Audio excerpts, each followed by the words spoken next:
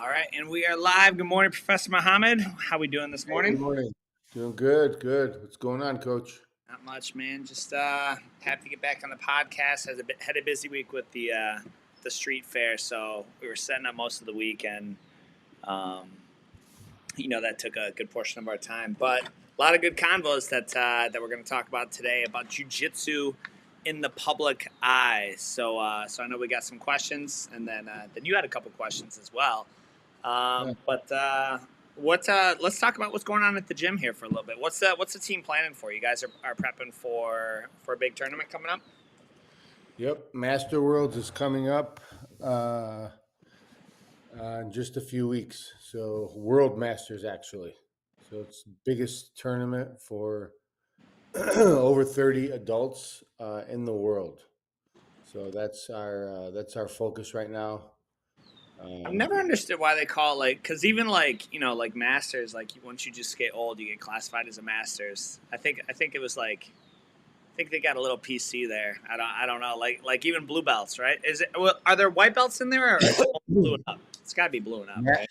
yeah, Master Worlds is blue belt and above. Okay. So you have to at least be training could be anywhere from 6 months to 2 years before you could jump in. You have to have your first promotion in jujitsu Sure. before Sure. you're able to register. Yeah, no white belt world champions, right? Well, they do have a novice, right? They have a novice like world Yeah, champ. they do. Yeah. Yeah, there's they do pretty good about having looking out for sandbaggers. Mm. So yeah, not as good a job as you did this weekend, but I How mean did they they catch do. him? How did they catch I him? mean, I mean they did a better job than you did this weekend. Yeah. You just kind of open the doors for everybody. But I don't know. They if you register for a tournament and you have some experience, um, your instructor is going to get called out. Your coach is going to get called out. Your school's going to get called out, and it's I remember basically that. Yeah, yeah, it's an embarrassment for everybody. I remember when that happened. But okay. Well, let's get into a couple of these questions, and then I'll keep an eye for the comments, and we'll get it rocking. So we talked Yeah, to at the street fair. That's always a fun event. Wyandotte Street Fair, and we it's just a kind of a cool way to bring awareness. Still, it's amazing to me. It's so incredible to me how many people just don't know what jujitsu is. Like they haven't got a clue, man. Like they have no idea what jujitsu is. They think it's karate. They're like, oh, I did taekwondo, and it's just not. They have no clue. So that's kind of why we bring the mats out. We get to showcase some jujitsu, have the kids flow rolling, or whatever. Um, but they have no jujitsu or no idea of what jujitsu is, and so that's kind of what we do. We bring awareness to it and rock it through there. One of the questions though, through talking to parents, is they're like, because we were giving away 30 days free, tons of giveaways and stuff, and they're like, well, let me see what my child, my child's gonna decide what they want to do. If they want to do it, they want to do it. yeah. And I'm like, I would understand it if it wasn't a life skill. Like to me, it's like, and I even tell them, I'm like, well, it's kind of like a life skill, right? Like, my child, it doesn't really matter. It doesn't really matter if they want to learn how to swim. They're gonna learn how to swim. It doesn't really matter if they want to learn how to cook. They're gonna learn how to cook, eat clean, nutritional value. So like, I would get it if it was like a hobby, right? Like if it was like a sport or soccer, or an extracurricular in high school. But like this is a life skill, and it's a life skill that they're going to learn. I mean, I know I'm biased. I wasn't really an athlete, but like, I mean, you're an athletic. Your entire family's athletic. What's is that like really the best approach to just let your 6-year-old or 8-year-old decide if they want to do jiu-jitsu, which is arguably the hardest activity they could choose outside of maybe like wrestling or cage fighting, and then seeing if they want to stick with it? Like, is that the best approach? Obviously not. I was talking to Sam the other day, and he asked a parent. He said, Is it fair to say that in your child's education, math and science are mandatory prerequisites to developing them academically? And obviously, yes, that's the case. Any parent would say yes. Any field you go into, even trade, you're going to need one of the two. And excuse me. And then same question: is confidence, physical fitness, and learning how to defend themselves a prerequisite to raising a young man or giving those skills to a female?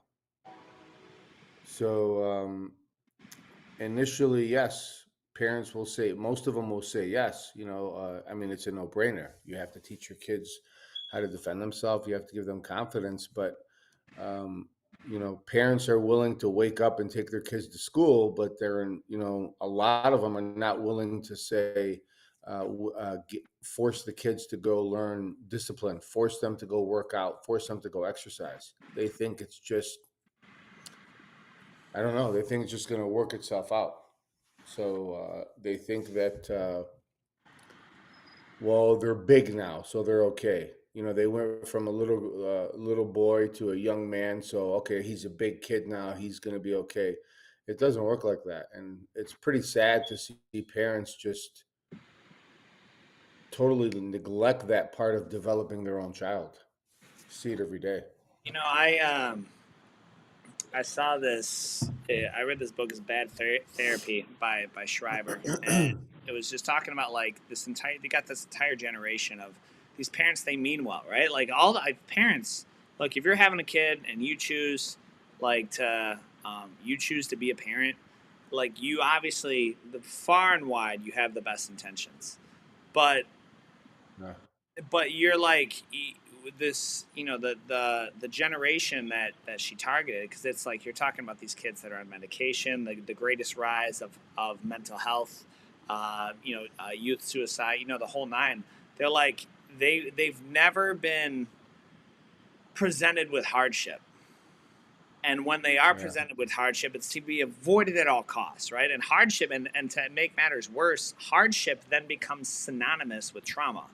Like, oh, Yeah. like you got bullied, you got bullied at school, or someone called you a name, like that's trauma, like that. And so it was saying like these parents would kind of like they would come and remove any and all hardship, right?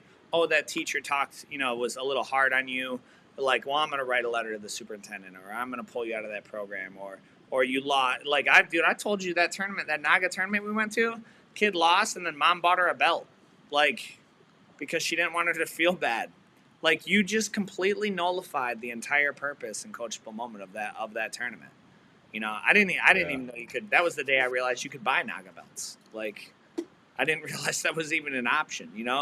And so I think it's going to have the reverse effect. Honestly, it's going to have the reverse effect. Like, I highly recommend that book for anyone who's looking to read into it. It just kind of reaffirms, because there's like this unspoken belief that like, oh, if you're hard on your kids, they're going to grow up to hate you and resent you, never talk to you. When the data would actually show the opposite, right? Like if you remove all hardship from your kid's life, shelter them, give them everything they want, but like it's like the data would show the opposite of that. And jujitsu, I mean, like that's, I'm not gonna lie, I don't like seeing my kids lose. I don't like seeing like Landon and Scarlett like get taken down, but I know that it's necessary, and like take a look around, like like the world is not a pretty place. And so like, are you gonna want to raise like soft kids? Or are you trying to raise like hard kids who can deal with that? I mean, like, all politics aside, a presidential candidate got shot. Like someone tried to murder him this week. You know what I mean? Like that's the world we live in. Like how are you prepping your kids for it? Those are kind of my thoughts on it, man. What's your stance on, what was your kids are pretty much all grown now, but or at least out of adolescence. What was your guys' stance when putting them into activities? Like what was your kind of household policy on that? So Obviously, like anybody else, I learned more from one kid to another to another to another. Sure. And but how it started out is essentially you're going to do martial arts, and I don't care if you like it.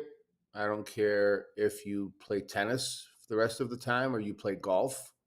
I really don't care, but we need to get you to a point that you could defend yourself and you have some emotional posture and you have some emotional and some physical posture to where uh, you know that you have um, enough skills to defend yourself and not be influenced by your peers. And I believe that that comes from hard work, and specifically martial arts really, really expedites that process. Yeah, you So, hit a. Go ahead. Sorry. yeah, no. So basically, for us, it was with sports, you have to be doing a sport all year round, and martial arts could be part time, but it has to be done for years and years of your life. So that was our policy. That you hit a an interesting. I think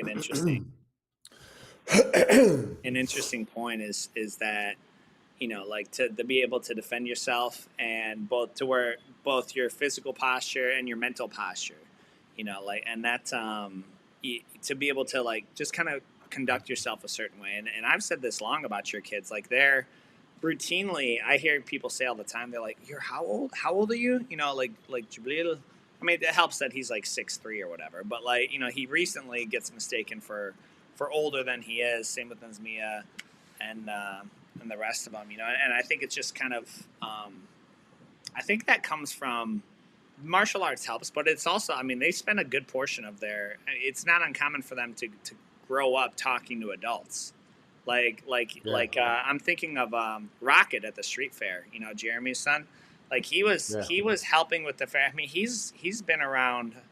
He's been talking with adults since he could talk. So he yeah. kind of, you kind of get you mature a little bit faster. That way as well. Yeah, Um, and you know what? As for kids and adults both, you're always going to be a product of the expectations of your peer group. And if you are around adults more or often, then there's a level of expectations that that peer group expects from you, and you assimilate. yeah. And it could be a very bad group, a negative group. You're going to assimilate and be a reflection of what that peer group is or expects from you. Some of them don't expect anything, and that's why some kids don't amount to anything or they don't aspire to be anything because the people around them don't expect anything. And yeah, being around adults and a peer group that is like always waiting to hear how good you're doing and expecting it of you, and the community expects it of you, it's so much easier um, to produce results and to become something. Well, let's talk about that, right? Like just briefly, you're talking about expectations. Doesn't Again, a common belief is like, oh, you're putting too much pressure on the kid. You're putting too much pressure on the kid to expect good grades. You're putting too much pressure on the kid to expect them to protect themselves. You're putting too much pressure on the kid to whatever. I mean, just like let kids be kids, which yeah, I mean, like it doesn't have to be either or. It doesn't have to be either or. It can be and both. Like a kid can be a kid, and you can have expectations of behavior. I think that's it's. Look. I've I've lost track of how many kids have zero expectations of behavior at home. Like I can tell you within an hour of being around them. So Yeah. what's your take on the parents who are like, oh well, you're riding them too hard or So, for confidentiality reasons, I'm not going to name any names, but there is a parent that had one of their kids into martial arts. All right, and their kid was taken down. All right. Like it was someone took their kid down, someone, grabbed them from behind and they choked them. And so the parent, as soon as they saw that on the TV about 50 yards away, within seconds ran out, came out and tried to console their kid on, oh, are you okay? I can't believe this happened. Like,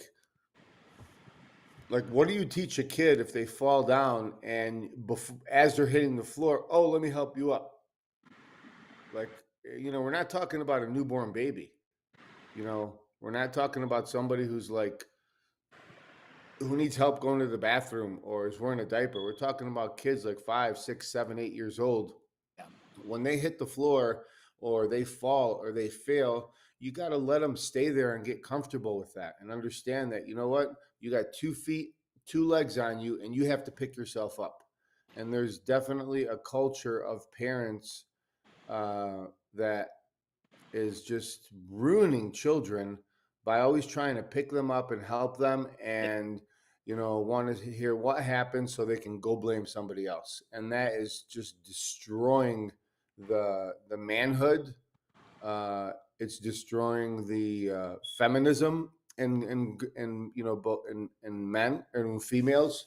So it's real sad to see. I'll tell you what, I don't question that any parent loves and wants more and better for their children than anybody else in the world, more than you and I could. But if you want to give somebody some tools, you have to take them to somebody who's specialized in that trade or in that industry. We specialize in martial arts. Martial arts schools specialize in martial arts. Martial arts schools specialize in teaching kids more confidence physically and emotionally. So you have to leave the job to the school and the instructor. You got to sit back on the side and just watch the show. Yeah. And it's so sad that parents are doing the opposite. Well, what you're telling, and I, like the cliche between like first kid, third kid, or whatever. Yeah. Like first kid, man, when Scarlett fell down, I'm like, she's so small, like is she okay? Like Jameson falls down, like I keep walking, dude. Like he'll catch up, and because if you always run over there to him, what you're telling them is, oh, you can't get back up on your own. You definitely need my help. Like that's what you're telling them. Right? And if every Yeah. time hardship hits, you're telling them two things: you can't do this on your own. You definitely need help because you're incapacitated to do so, and Yeah. I'm going to be there. And then like, it's and like I don't know, man. I mean, like you would think you'd be able to look and see kind of the results a little bit, and that's why parents are coming in droves. But here's the thing: they're trying to outsource it. They want to outsource like to like the jujitsu coach is like, okay, well, this is going to be your hour of like expectations. But then you go home and like there's in a lot of households there's where we see the least results is they bring you here, you're expected to behave a certain way here, but then there's no consequences for actions or no even no empowerment, like no responsibility. Like I made a post about what the kids do for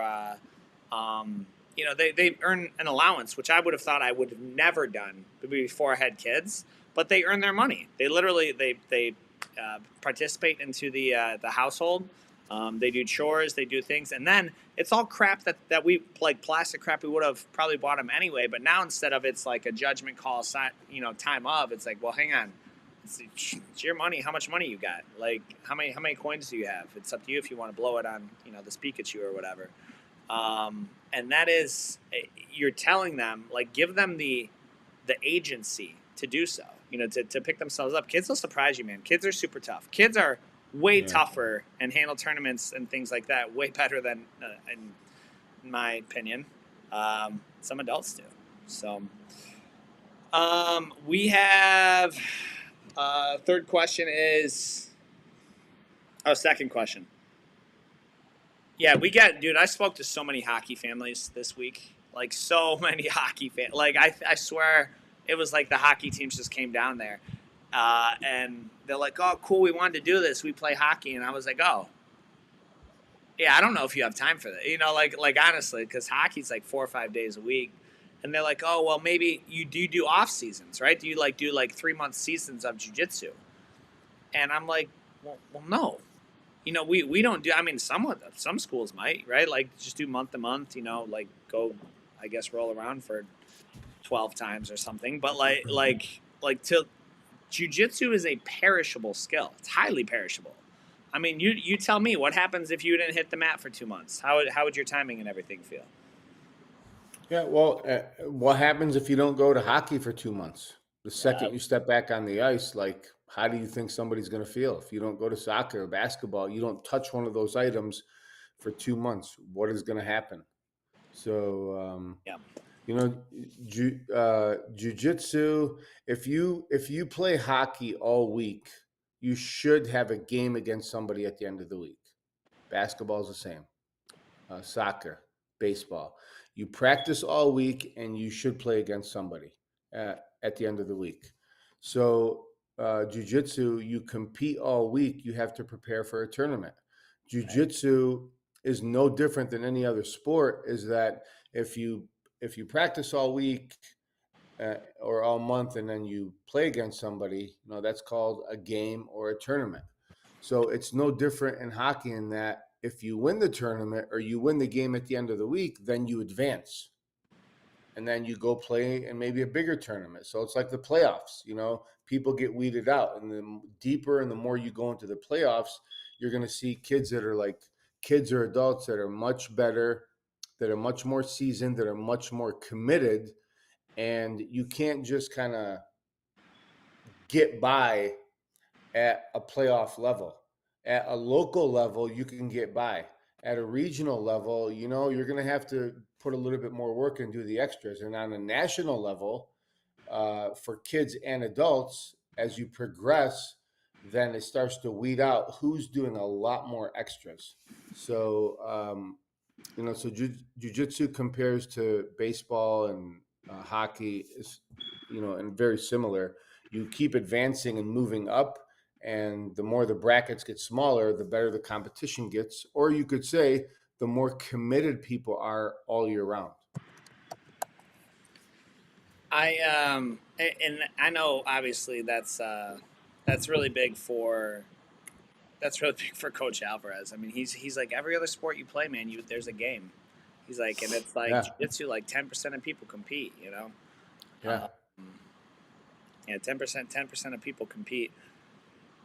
Which I get it. It's daunting. It takes a Saturday. There's additional investment to it, but I mean that's where you get to test it, man. That's yeah. where you get to test it for that day and kind of see test it under pressure. Um, and I think just these two questions. Yeah, if your kid trains jujitsu for a year, I mean they're gonna have a solid footing. That's one thing that I think was surprising to a lot of parents is I was like, jujitsu is one of those things, man. You can do for a year, and you're like still like just a beginner. You're still like just getting started, and Yeah. versus anything else, you probably go up to like intermediate or something else. Um, you know, in terms with I'm thinking of so far, my kids haven't really inquired into anything else. They haven't inquired into gymnastics or. I take that back. Scarlett did. We were at the village, and she saw like people riding horses, and she's like, "I want a horse." I was like, "Well, yeah, we're not getting a horse, so I don't know. I don't know what to tell you, dude. Do you have any idea what the cost is associated with owning a horse? My daughter wanted one when we were younger. Probably north of like And 15,000 a year. Just to like stable it and feed it. oh, the upkeep is crazy. Yeah, Yeah, just it's I mean, very, just I very would I would expensive. I would imagine. I was like, maybe we'll go to a petting zoo or something, dude. So question number 3 is we kind of answered this already. Well, different question. How does a child's responsibility in jujitsu compared to a team sport like your mainstream basketball, football, soccer, hockey, whatever? Because jiu-jitsu there's a team aspect to it. You are obviously on a team. You go and you want your team to do well. You're aiming for, you go to tournaments, you want to try and get team awards, whatever. But when your name's called, like we all know, like I think I played like one season of little league baseball, and I just remember being in the outfield chewing on my glove like the entire Yeah. game, waiting for the ball to come to me. When your name's called, there is no option to like what happens that match is entirely dependent on you, and if you win, it's on you, and if you lose, it's on you, and that's like a heavy weight for a lot of kids, man. So what's your? I mean, you obviously have far more experience with sports, mainstream, all types of sports, Yeah. lacrosse, than I do. Yeah. In football or hockey, you have a group of kids. In soccer and basketball, you have a group of kids that, in order to make things happen, you have to depend on each other on the field, on the court, on the ice. Like you have to depend on everybody, and you have to trust everybody around you. Now, I trust my mom. I trust my relatives. I trust my wife. I trust a lot of people around me, but I would not trust them to get on the football field or the basketball court because they don't have any experience. And I have some friends who play sports, but I would not trust them on a specific platform like just say hockey. So the problem with those group sports is every single athlete has to be very self motivated and put in all the extra time because, yes, it is a team sport, but there's so much individual work and preparation that goes in. And if everybody's commitment is not at the same level, your defense is going to lack, your goalie's going to lack. Your right wing or your left wing, it's going to show that there's a hole in your game. And in the game time, you can only depend on them uh, so much. That's the time to where like there's no coaching, there's no getting better at the game. Like everything you do to prepare happens before the game, and that is a problem because some kids are committed. Some parents and kids do what it takes. They take extra camps. They play all year round. They travel. Um, they take private lessons. But for the ones who just want to show up, and that's okay, it creates a big hole in the team and it makes the team look like, oh, that team is no good. But really, there's a couple weak links. And contrary to jujitsu, take jujitsu is like jujitsu is like a 3-on-3 basketball tournament. You know, it's still a team sport, but there's less moving pieces in your team than there would be in like a football where there's like a 52-man roster. Mm. So in jiu-jitsu, you're always going to have like 3 to 5 training partners, and those are the ones that kind of match your body, um, on your schedule. Understand how to train. Usually, one or two of those is always going to be the instructor, is like the coach, but um, that's the main difference. Is it's still a team sport, but it's on a much smaller scale. Well, and when you lose, because I played, just my limited experience, I played, I think, a season again of basketball. Like it didn't feel the same. You lose a basketball game, it's like, good game. Like you don't see people. I feel like there's more tears when in grappling. Like it.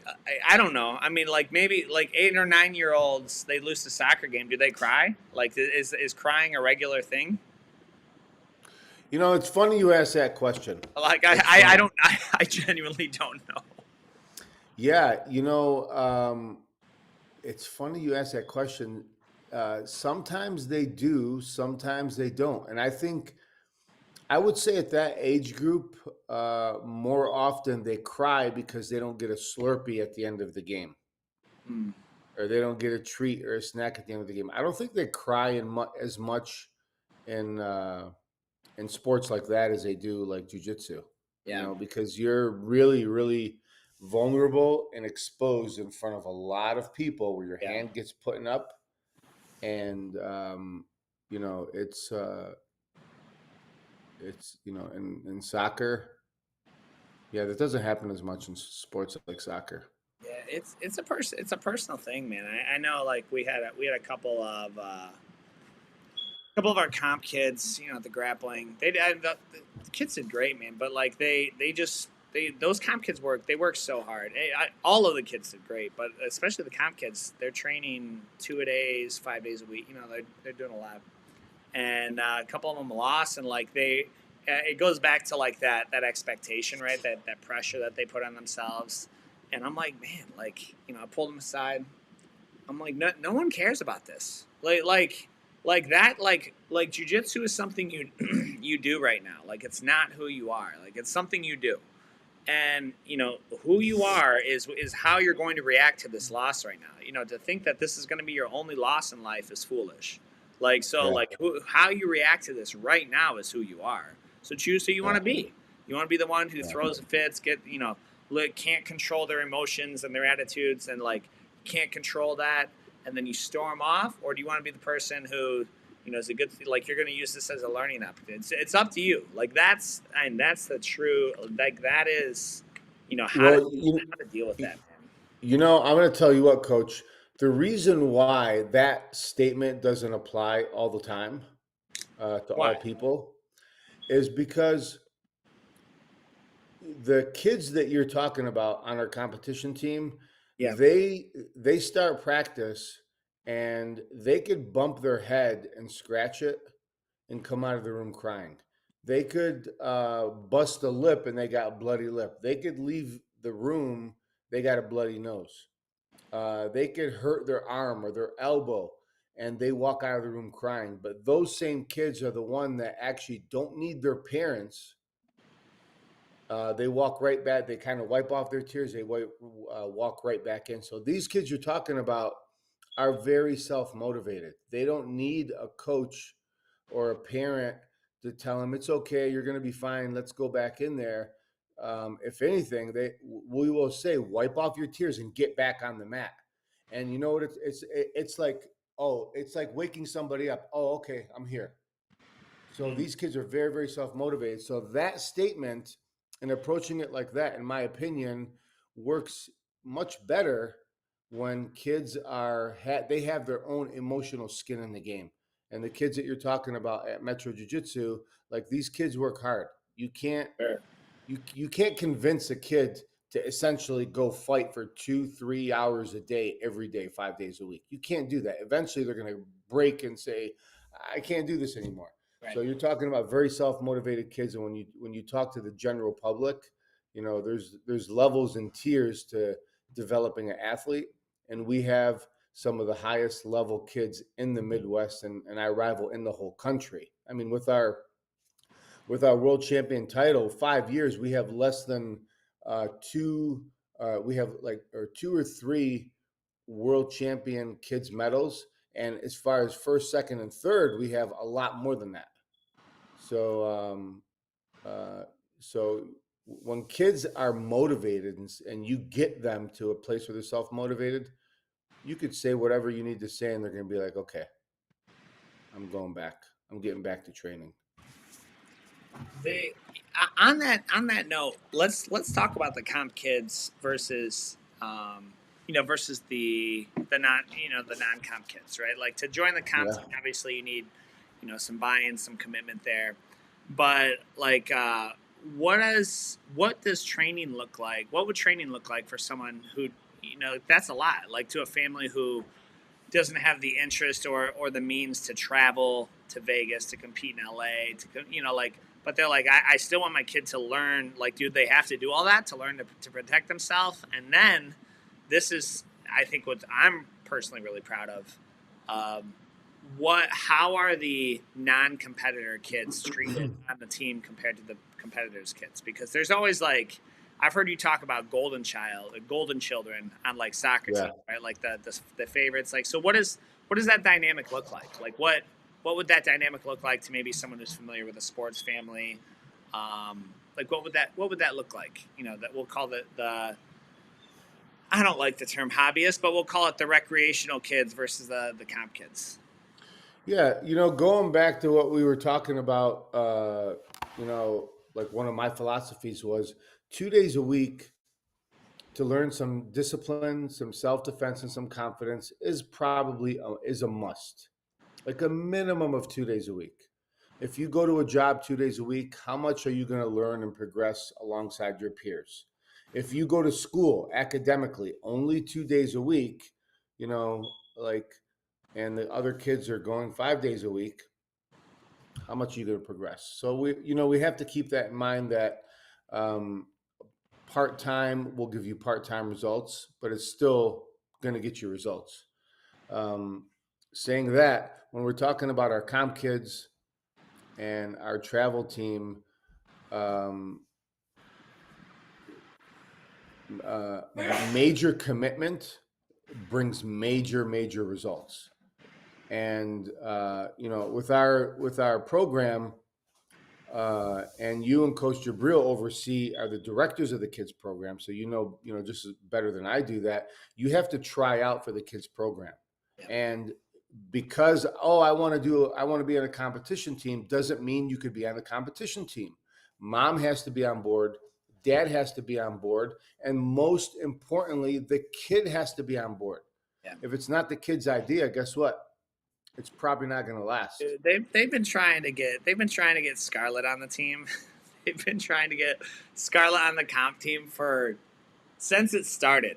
Like since it started for years, they've been trying to get her on it, and I'm like, yeah, you guys are like trying to snipe my daughter, and I'm like, I I know Amanda doesn't want to bring her 5 days a week, and for me, like Scarlett has no interest. Like to get her the 2 days, so I'm like you are unqualified across the board for the comp team. Hey, Um, let me say something. yeah, So if mom does not want to, mom or dad is like, no, we don't have the time. You have to be honest with yourself, with the coaches, and with the kids. But if a coach, and this goes to all parents watching this podcast, whatever state or country that they're in, if a coach sees something in a kid and reaches out to you and says, "Look, I think your son's got potential for A, B, or C. To be very good at jujitsu. They learn fast. They have some physical or their attributes. They're like resilient. It's not only as a compliment. We don't see it every day, and if you hear that from a coach, you gotta like follow the lead of the instructor because there's not much in it for us as an instructor. All the benefit goes to the kid and then the parents and then, school and everything. So when you hear and see that and you're being recruited, it's a compliment. Take advantage of it. But we're going to keep working on Scarlett, by the way. yeah, I appreciate it. I'll count it as a compliment. Another question, and maybe who knows? I mean, obviously, like I wouldn't say it's our flagship program, but we put a lot of effort and energy into the kids. Like a lot of people are like, man, do you even do adults? I always see so many kids in there, and I'm like, what do you mean? Like we have 11 adult classes a week, dude. Like what do you mean? Do we do adults? And it clicked with me. I was like, oh, well, because in the summertime they're seeing the summer program, and then you have the kid. We do kids classes. We offer them at 5, and then again at 6, and then the main adult classes are at 7. And so like their window of looking into the both metaphorically and physically, their window of looking and seeing adults is just shorter, right? And so they're like, oh, I didn't realize you did adults. And so like that was part of the street challenge that we did, brought a lot of awareness to it. And once we explain to them how it's set up, we're like, yeah, you can actually bring your kid in. You can bring the kid in, they do the class, you kick it in the lounge, enjoy some coffee, do some work, you relax, read a book, whatever. And then you switch, and then we staff the lounge, like we watch the kids, put Disney Plus on, whatever, while you're training distraction free. And those adults, like those are a lot of cool conversations. I think they kind of knew we did adults, but they likened it to like a kids program, like a kids karate program. They didn't really, and that's across the board. I speak to a lot of people and they think jujitsu is like mainly kids, or I get this a lot. Oh, dude, I'm too old for 30-year-olds. I'm too old to start jujitsu. Like I needed to start it way back when if I were to start it, and it's just, I mean, that is so not the case, man. I mean, what would you say the average starting age is for I adults? would say it's going to be, yeah, I would say in the 30. I'd say late 20s, early 30s for sure. Yeah, yeah, late 20s, definitely. Definitely. Lots of adults. Yeah, you were at the Wyandotte Street Fair. Yeah, And that was the street fair this week, dude. I need to do more. Like, I need to get into Trenton next year. Allen Park straight up vetoed us. They saw what we were doing. they saw what we were doing, and they're like, "No, you can't do that here," and like just pretty much told us no. But I'll have to get into Trenton next year. Trenton was pretty cool. what's funny is they veto, like they saw you were doing, they veto, but they have no idea, like Yeah, you were essentially doing a demonstration. yeah. Like, That was it. yeah, Was yeah. yeah, I mean, yeah, so let's go into there. Like, how many matches and challenges did you have over the course of like that week? So Wednesday. The fair was Wednesday through Saturday, and it was Wednesday was rained out. Like just it was rained out, except for like the last few hours. And I think we had 7 challengers on Wednesday, and Coach Sam actually took them because I had a parent meeting in Canton, and then the other 3 we had a total of 75 challengers across the rest of the 3 days. So So how 75 did that? 75 What's the challengers. challenge? How did that work?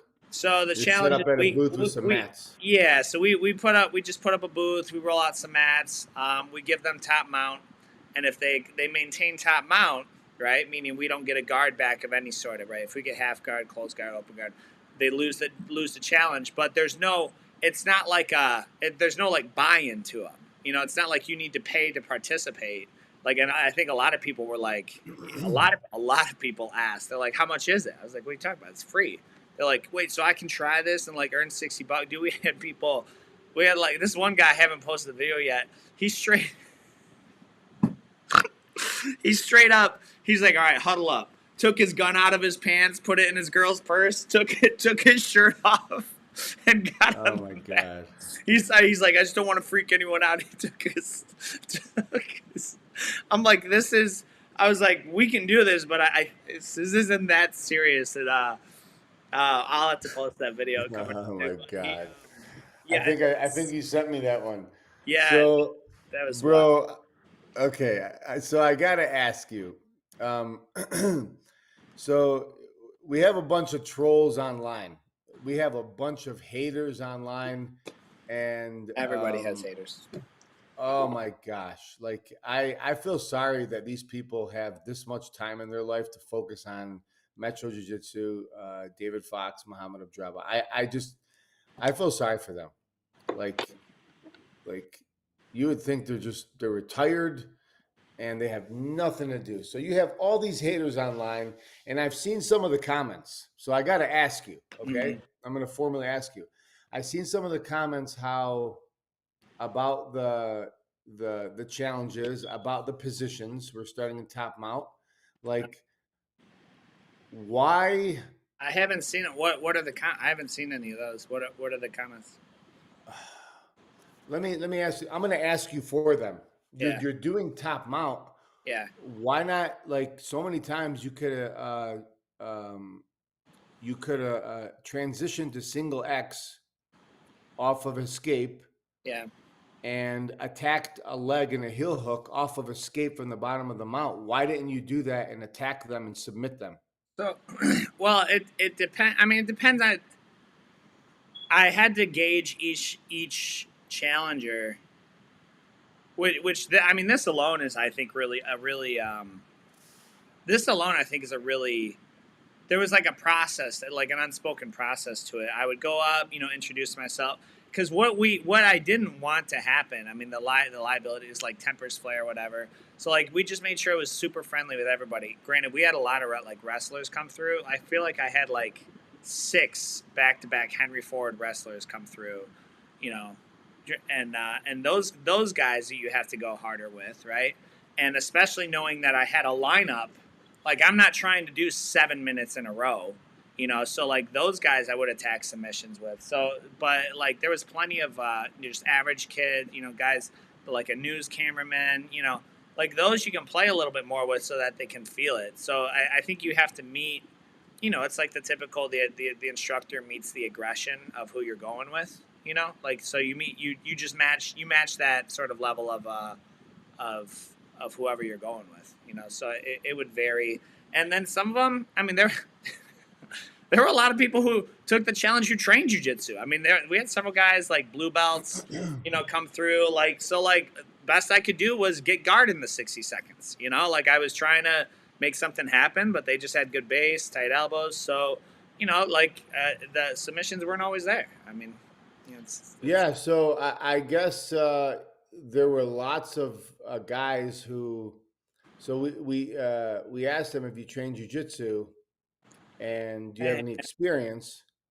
And they tell you, no, I've never trained before. It's I so wrestled. easy. It's so easy to cop them out because you can tell. Like a lot of these guys have a look, man. Like they've got a look, and so the combo would go something like, "Hey, what's up, man? My name is David. Dude, what's your name? It's Eric. Okay, Eric. Awesome. Nice to meet you, brother.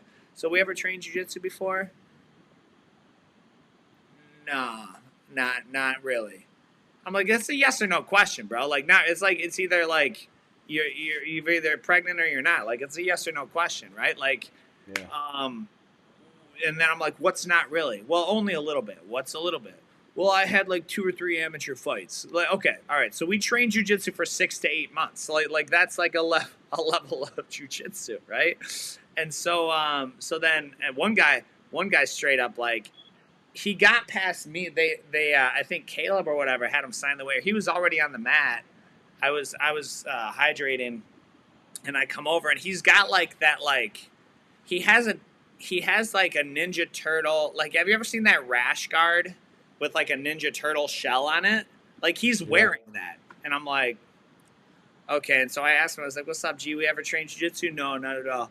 And so like we start, and he tries to go to like technical mount to a back take, and I just get the frame and the hook in, and get my guard back. And then afterwards, I was like, "No jujitsu, huh?" He's like, "No, I'm just playing. I'm just playing with you." He's like, "I'm a blue belt or whatever." And and it's just easy to, it's just a fun challenge to bring awareness. Again, it was more for the spectators. Like it would have been just as effective, in my opinion, to have people flow rolling for, for the duration. But I mean, those were like 11-hour days, and it was hot, dude. Like it was hot. Like it was like 90 after it rained, so it was. Just wasn't. So Really you're saying essentially you have people try to sneak by and act like they don't know any jujitsu and give they, them the most man, dominant position. they tried, but like they were easy to vet, and they were cool about it, dude. They just wanted to get a match in, so everyone was really cool.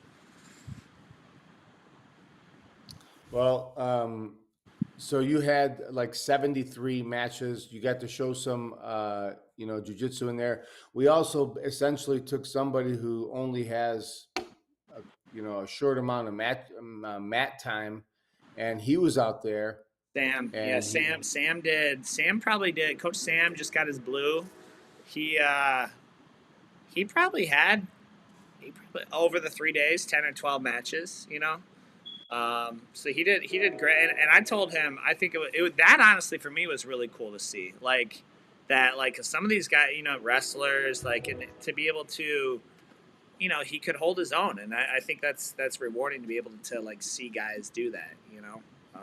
That was, I think, more rewarding, honestly. yeah, well, you know what? There's a bunch of comments in there, and why didn't you submit them? And I can't believe you did this, and and You're talking like on TikTok, like you're talking bro, like TikTok and Facebook or yeah, whatever. yeah, and you know what? When you're out there and you're doing the challenges, and you have somebody start in the most dominant position, for this for the keyboard warriors, like it's a demonstration, and we're trying to like really show that you could toy with somebody, and you look, it would be equivalent putting a gun to somebody's head, like you cannot get in any worse of a position in jiu-jitsu. You're getting top mount, you're giving them top mount on the butt, you're on top, like you could kill somebody, you could strangle them. You're giving 70 people this position over the course of 3 days, and you're showing, look, it's, for a black belt like yourself, it's, you got out 73 times, and again, it was for demonstration purposes, but it was real funny how everybody's like, oh, there's just a bunch of haters. And It's like the most predictable argument. It's like the most predictable argument if you want to start online trolling is just yeah, compare jujitsu to wrestling. yeah, Like every time you will have people get it, and like those guys don't know me. They're like, I love wrestling. I love wrestling. I'm not gonna bet my own money that I don't get taken down because I'm just not. I feel a lot more confident in my ability to get my guard back from mount than like to take down. Especially 70 times, dude. Like in that heat, and then your limited space. You go off on the sidewalk or whatever. But I love wrestling. Wrestle jitsu is where it's at. Wrestle jitsu. It's a good combo. But we had I think we had one more. And we covered them all. I mean, some of the greatest hurdles parents see enrolling their kid. Yeah, I mean, yeah, we covered all those. The pain of failure, giving them the voice to talk to the coach themselves, and yeah, then allowing them to quit, and then taking the fun out of it. Dude, I remember. So I tried out for the swim team from Monroe Middle School, like back in the day, and I think everyone made it. I think like they let everyone, but dude, you would swim like 3 or 4 miles every practice. Like it was insane. Like and so swimming there, and I like whined to my mom, and she's like, "Well, if you don't want to do it, you can quit." And like I still regret that, dude. Like I didn't I like that's one thing I'm like, man, I quit that, and then of course I got guys on the team roasted me or whatever. I'm like that. I would have rather.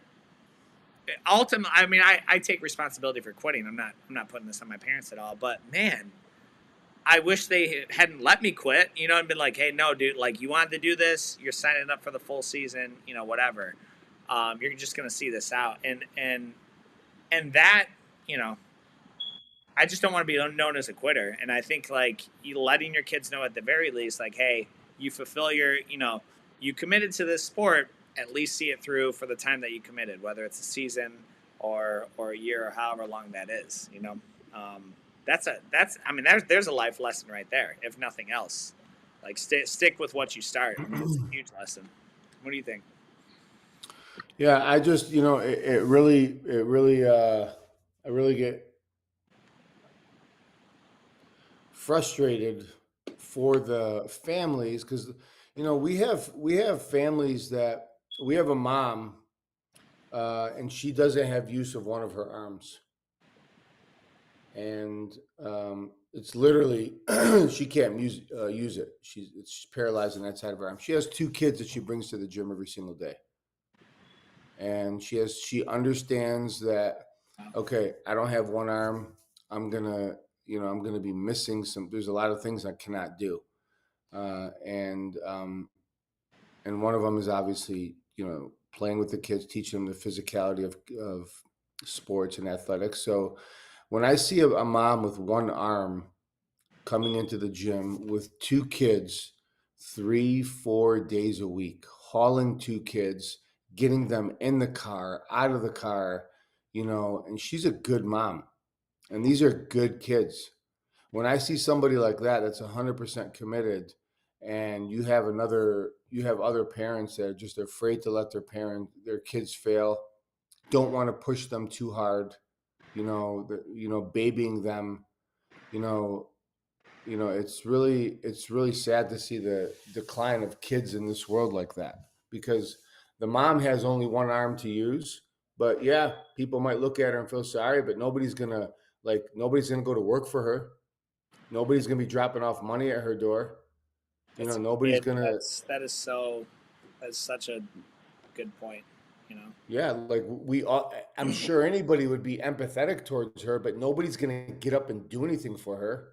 You got to do it yourself. And when parents have two arms, two legs, a car, two parents, and they have everything, but they're not willing to like let go and let their kids be taught discipline, confidence, and self defense, you know, the only one that loses is them, and it's really it's sad to see.